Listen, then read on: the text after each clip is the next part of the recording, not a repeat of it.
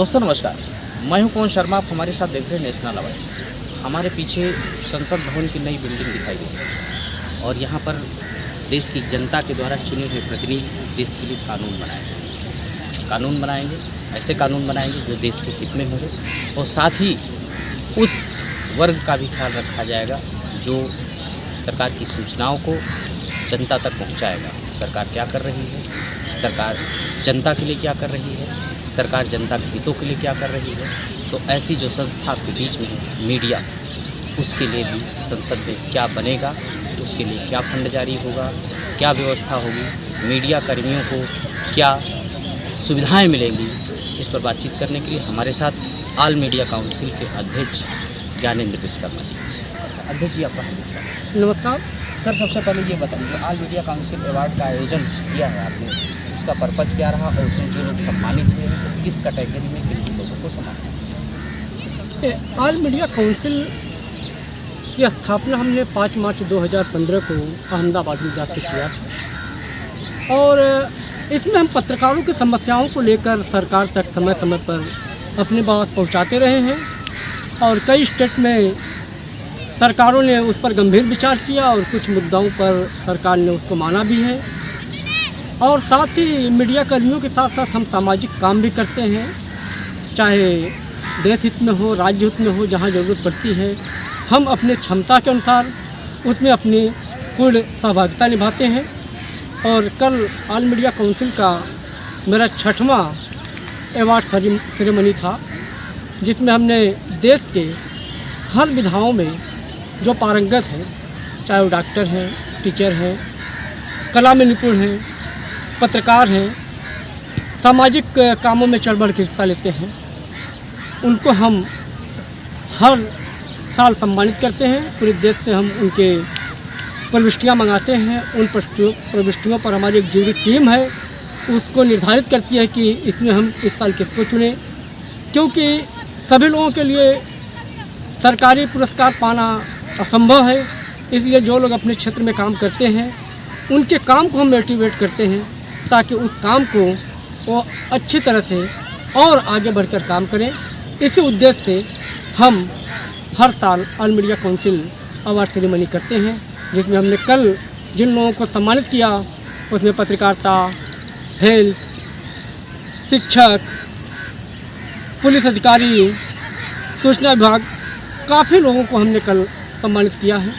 एक सबसे बड़ी बात है कि जैसे कुछ लोग यूट्यूब पे काम कर रहे हैं, यूट्यूब पे बहुत बेहतरीन तरीके से काम कर रहे हैं, पत्रकारिता का काम कर रहे हैं और बहुत ही मेहनत करके ग्राउंड जीरो से खबरें निकाल करके आते हैं। तो जो ये नई संसद बन गई है, तो ये संसद भवन में क्या जो प्रतिनिधि जाएंगे तो ऐसे पत्रकारों के लिए विचार करने की उनकी आशंका मतलब संभावना दिखाई दे रही है या नहीं दिखाई दे रही, इस पर आप?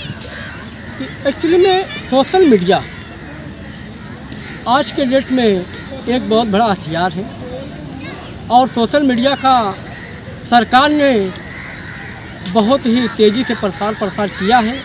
लेकिन इसमें कुछ मीडिया ऐसी हैं जो सोशल मीडिया जो वाकई में लोगों तक अच्छा काम कर रही है, लेकिन इसमें कुछ ऐसी भी सोशल मीडिया है कि जो खबरों को तोड़ मरोड़ कर और वाकई में सच्चाई नहीं पहुंचाती हैं, केवल अपनी टीआरपी के लिए काम करती हैं।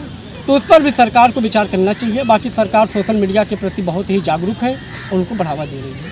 सोशल मीडिया से ही हट करके बात है, क्योंकि मैंने अभी जो कहा कि जो पत्रकार लोग जो ग्राउंड जीरो पे काम है, तो जो उनके सूचना एवं जनसंपर्क विभाग में वो लोग जो नॉमिनेटेड हैं, उनके किसी संस्थान में काम करते हैं, तो उनको तो पत्रकार वो मानते हैं, लेकिन ऐसे लोगों को क्या सरकार को पत्रकार मानना चाहिए या नहीं मानना चाहिए? देखिए, इस पर मैंने भारत के प्रधानमंत्री, राष्ट्रपति सबको लिखा है, लेकिन इसमें क्या है कि पत्रकार लोकतंत्र का चौथा स्तंभ है।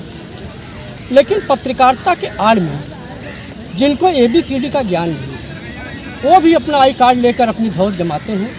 सबसे पहली बात तो हमें जागरूक होना पड़ेगा, सरकार खुद जागरूक है ही है। सबसे पहले वाकई में जो पत्रकार हैं वो पत्रकारिता को अगर अपना सही समय देते हैं, सही योगदान देते हैं, तो वाकई में सरकार ऐसे पत्रकारों का समर्थन करती है। लेकिन जिनको ABCD का ज्ञान नहीं है वो पत्रकारिता के आड़ में जाकर तोड़ पानी करते हैं। इसके खिलाफ मैं सख्त हूँ और सख्त ही सरकार से बोलता हूँ कि इनके एक्शन लेना चाहिए। एक सबसे बड़ी बात बताओ कि अभी जो मीडिया संस्थानों में लोग आते हैं चाहे उत्तर प्रदेश की बात करें, चूँकि दिल्ली में है तो दिल्ली से हम किसी भी स्टेट की बात कर सकते हैं, उत्तर प्रदेश की बात करें तो वहाँ पर लगभग 900+ मान्यता प्राप्त पत्रकार है। उसमें से कई पत्रकारों की पत्रावलियाँ खंगाली जा रही है, यानी सरकारी पत्रकार का लेबल लगा हुआ है, लेकिन उसमें कुछ 100 तक समझक, अभी एग्जैक्ट आंकड़ा नहीं याद है, वो फर्जी लोग जो है मान्यता प्राप्त बना करके घूमते हुए हैं। और उन पर, और जो यूट्यूब वाले हैं, यानी यूट्यूब से लेकर के तमाम लोग हैं, उन पर आपकी क्या प्रतिक्रिया दिखाई? या यूट्यूब वालों को दे देना चाहिए जो वाकई काम कर रहे हैं? नहीं, यूट्यूबर तो बहुत सारे हो गए हैं और ऐसे सूचना विभाग को पूरी तरह में जानकारी करनी चाहिए। वाकई में ये मैं नहीं मानता हूँ कि कोई जर्नलिज्म किया है तो ही पत्रकार माना जाए।